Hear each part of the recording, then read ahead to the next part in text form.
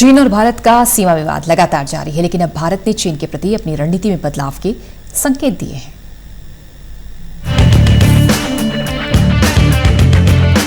Taiwan को लेकर चीन अक्सर परेशान रहता है और जब भी कोई देश ताइवान से निकटता दिखाता है तो चीन उस देश के खिलाफ ही हो जाता है। हाल ही में जब ताइवान में साई इन वेन ने दूसरी बार राष्ट्रपति पद की शपथ ली और अमेरिका ने वेन को बधाई दी तो चीन भड़क गया और अमेरिका को अंजाम भुगतने की धमकी दी। हालांकि उसी समारोह में बीजेपी के 2 सांसदों का भी बधाई संदेश दिखाया गया। बीजेपी के दोनों सांसद 41 देशों के प्रतिनिधियों में शामिल हैं।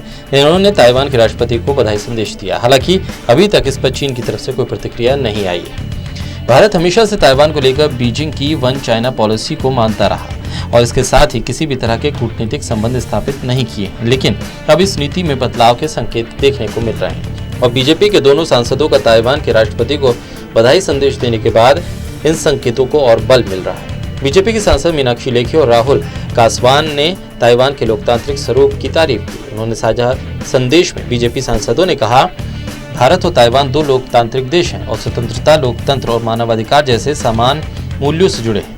पिछले कुछ सालों में भारत और ताइवान ने व्यापार, निवेश और लोगों के बीच मेलजोल के जरिए द्विपक्षीय संबंध मजबूत किए।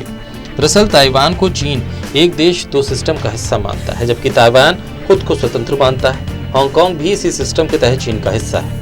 1949 में चीनी गृह युद्ध की समाप्ति के बाद से ही ताइवान पूरी तरह से स्वशासित रहा। न ताइवान खुद को चीन से स्वतंत्र मानता है, वहीं चीन इसे एक प्रांत मानते हुए एक देश 2 व्यवस्था के तहत अपने में मिलाने की कोशिश करता रहा।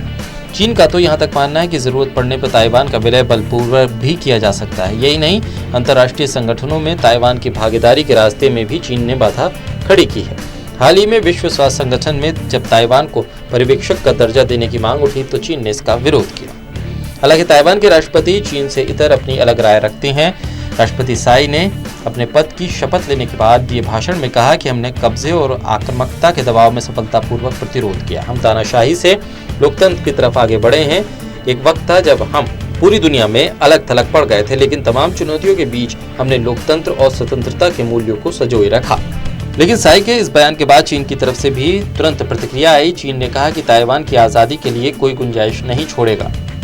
दरअसल चीन ताइवान की सरकार के साथ साथ उन देशों का भी खुलकर विरोध करता है जो इसे समर्थन देते हैं या उसके साथ संबंध मजबूत करने की कोशिश करते हैं। अमेरिका को चीन की खुली धमकी इसका सबसे ताज़ा उदाहरण है। भारत के लिए फिलहाल तो चीन की तरफ से कोई प्रतिक्रिया नहीं आई है, लेकिन भारत की चीन के प्रति रणनीति बदलने के संकेत जरूर मिल रहे हैं। Special desk, total news.